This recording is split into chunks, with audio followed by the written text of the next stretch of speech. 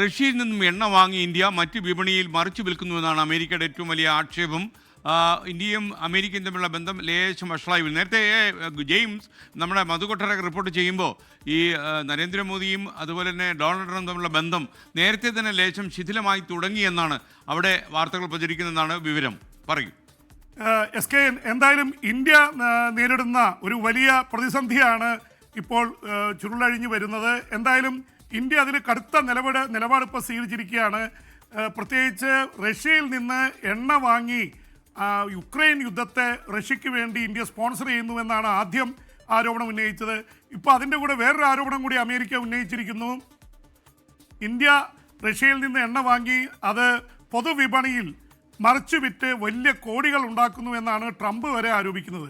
എന്തായാലും ഇന്ത്യയോട് ഒരു തരം കലിപ്പ് ഉണ്ടായിരിക്കുന്നതിന് പ്രധാന കാരണം ഇന്ത്യ പാകിസ്ഥാൻ ഏറ്റുമുട്ടലിൽ ട്രംപ് മധ്യസ്ഥ വഹിച്ചു എന്ന് ട്രംപിൻ്റെ അവകാശവാദത്തെ ഇന്ത്യ തള്ളിക്കളഞ്ഞത് ട്രംപ് എപ്പോഴും ഇമോഷണലായിട്ട് കാര്യങ്ങൾ കാണുന്ന ആളാണ്. ട്രംപിനെ വല്ലാതെ കുലുക്കി, കാരണം ഒരു നൊബേൽ സമ്മാനമൊക്കെ പ്രതീക്ഷിച്ചിരിക്കുന്ന ഒരാളാണ് ട്രംപ്. അതൊരു കാര്യമുണ്ട്. രണ്ട്, ഈ ട്രംപ് എല്ലാവർക്കെതിരെ ടാരിഫുകൾ ഇറക്കുമതി ചുങ്കം ചുമത്തുമ്പോൾ ഇന്ത്യ വലിയ ഇറക്കുമതി ചുങ്കം ചുമത്തുന്നു, ഏറ്റവും കൂടുതൽ ചുങ്കം ചുമത്തത് ഇന്ത്യയാണ് എന്നുള്ള ആരോപണം ട്രംപ് ഉന്നയിച്ചിരുന്നു. അതിനിടയിലാണ് ഇപ്പോൾ ഇത് വീണ് കിട്ടിയിരിക്കുന്നത്. എന്തായാലും ഇതുവരെ റഷ്യൻ പ്രസിഡന്റ് വ്ളാഡിമിർ പുടിൻ്റെ ഏറ്റവും വലിയ സുഹൃത്തായിരുന്നു ട്രംപ്. അപ്പോൾ അവർ തമ്മിൽ തെറ്റിയിരിക്കുന്നു. അപ്പോഴാണ് ഇപ്പോൾ ഇന്ത്യക്കെതിരെ റഷ്യൻ ഓയിൽ വാങ്ങുന്നു എന്നുള്ള ആരോപണവുമായി മുന്നോട്ട് വന്നിരിക്കുന്നത്. ഇന്ത്യ തിരിച്ചടിച്ചിരിക്കുന്നത് യൂറോപ്യൻ യൂണിയൻ ഒരുപാട് കാര്യങ്ങൾ എണ്ണ ഒരുപക്ഷെ വാങ്ങുന്നില്ലായിരിക്കും.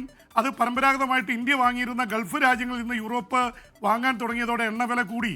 ഇന്ത്യയെ സംബന്ധിച്ചിടത്തോളം റഷ്യയിൽ നിന്ന് വാങ്ങാതെ തരമില്ല. 35% ഇന്ത്യയുടെ എണ്ണ ഇന്ത്യ വാങ്ങുന്ന റഷ്യയിൽ നിന്നാണ്. അപ്പോൾ ആ തരത്തിൽ വരുമ്പോൾ തീർച്ചയായിട്ടും അമേരിക്കയെ സംബന്ധിച്ചിടത്തോളം, യൂറോപ്പിനെ സംബന്ധിച്ചിടത്തോളം ഇന്ത്യ ഈ രീതിയിൽ എണ്ണ വാങ്ങുന്നതിന് അവർക്ക് ഒരു തരത്തിലും അനുകൂലിക്കാൻ സാധിക്കുന്നില്ല എന്നാണ് ഇപ്പോൾ പറയുന്നത്. നേരത്തെ ഇതൊന്നും ഇത്ര തീവ്രമായി പറഞ്ഞിരുന്നില്ല. നേരത്തെ യൂറോപ്യൻ യൂണിയൻ്റെ സമ്മേളനത്തിൽ പങ്കെടുക്കാൻ ഇന്ത്യയുടെ വിദേശകാര്യമന്ത്രി ജയശങ്കർ ചെന്നപ്പോൾ ഇതേ ആരോപണം യൂറോപ്യൻ രാജ്യങ്ങൾ ഉന്നയിച്ചെന്ന് ചോദിച്ചത്, നിങ്ങൾ ഇപ്പോഴും റഷ്യയിൽ നിന്ന് എണ്ണയും അതുപോലെ ഇന്ധനവും ഒക്കെ വാങ്ങിയിട്ട് ഞങ്ങളോട് വാങ്ങരുതെന്ന് പറയാൻ എന്താണ് ഉള്ളത് എന്നുള്ള തരത്തിൽ ചോദ്യം ഉന്നയിച്ചു. എന്ന് മാത്രമല്ല, ഇവിടുത്തെ ഉക്രൈൻ യുദ്ധത്തെ സഹായിക്കുന്നില്ല ഇന്ത്യ എന്ന് പറഞ്ഞത് ഇന്ത്യയും ചൈനയുമായി യുദ്ധം ഉണ്ടായപ്പോൾ, ഇന്ത്യയും പാകിസ്ഥാനുമായി യുദ്ധം ഉണ്ടായപ്പോൾ നിങ്ങൾ യൂറോപ്യൻ രാജ്യങ്ങൾ ഞങ്ങളോടൊപ്പം നിന്നു ഇല്ലെന്ന് മാത്രമല്ല, 1971 യുദ്ധത്തിൽ യൂറോപ്പും ബ്രിട്ടൻ അടക്കമുള്ള രാജ്യങ്ങൾ അമേരിക്കയും ഒക്കെ ഇന്ത്യക്കെതിരായിരുന്നു. അതുകൊണ്ട് ആ ഒരു വാദം ശരിയല്ല എന്ന് ഇന്ത്യ തലനിവർത്തി പറയുന്ന അവസ്ഥയുണ്ടായി. എന്തായാലും ഇന്ത്യയുടെ ഈ ചേരിചേരാ നയതന്ത്രം ഏതാണ്ട് പാളിച്ചയിൽ എത്തിയിരിക്കുകയാണ്.